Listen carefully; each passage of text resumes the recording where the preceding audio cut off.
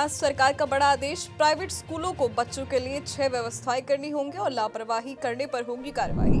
दुनिया भर में शेयर मार्केट क्रैश होने का भारत पर कितना पड़ेगा असर, अर्थशास्त्री ने की भविष्यवाणी। बीजेपी का बंसीलाल और भजनलाल परिवार से किनारा। हरियाणा में 90 सीटों पर 270 प्रवक्ता किरण शुक्ति और कुलदीप बिश्नोई सूची से बाहर।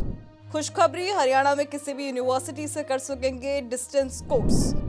हरियाणा के किसानों के लिए जरूरी एडवाइजरी, पराली जलाने की बजाय करें खास उपाय, बढ़ेगी मिट्टी की फर्टिलिटी। नमस्कार, आप देख रहे हैं पंजाब केसरी.com। मैं हूं आपके साथ कोमल पवार। चलिए रुक करते हैं हरियाणा की कुछ बड़ी खबरों की तरफ। हरियाणा में नए शैक्षणिक सत्र की शुरुआत हो गई है। प्रदेश के एजुकेशन डिपार्टमेंट ने प्राइवेट स्कूलों की मनमानी के खिलाफ एक्शन लिया है। शिक्षा विभाग ने प्राइवेट स्कूलों को एडवाइजरी जारी करके जरूरी दिशा निर्देश दिए हैं। विभाग की ओर से स्कूल की यूनिफॉर्म, किताबें और वाटर बॉटल को लेकर जरूरी निर्देश जारी किए गए हैं। अमेरिकी राष्ट्रपति डोनाल्ड ट्रंप के टैरिफ चार्ज बढ़ाने की घोषणा के बाद से एशिया के तमाम देशों ने भी आयात शुल्क बढ़ाने की घोषणा कर दी है। ऐसे में इसका असर शेयर मार्केट पर देखने को भी मिलेगा।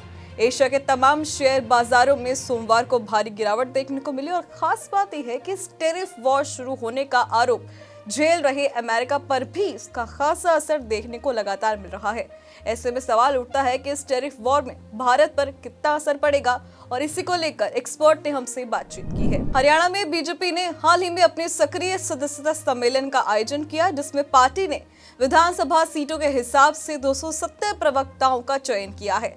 इस सम्मेलन में जहां एक और पार्टी ने कई नए और पुराने नेताओं को जगह दी, तो वहीं पूर्व मुख्यमंत्री भजनलाल और बंसीलाल परिवार के नेताओं को पूरी तरह से दरकिनार कर दिया है।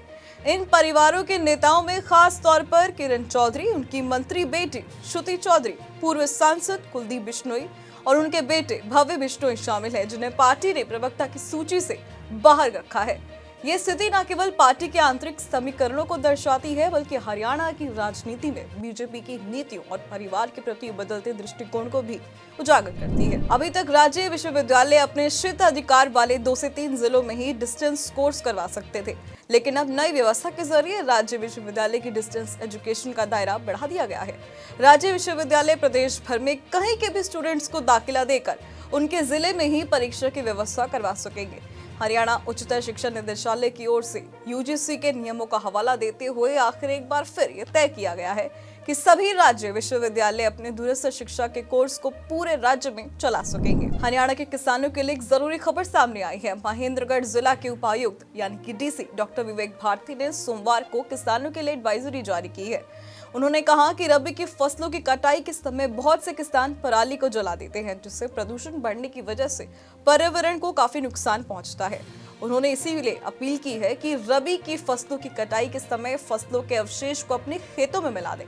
इसके बाद खेतों में गहरी जुताई कर दें।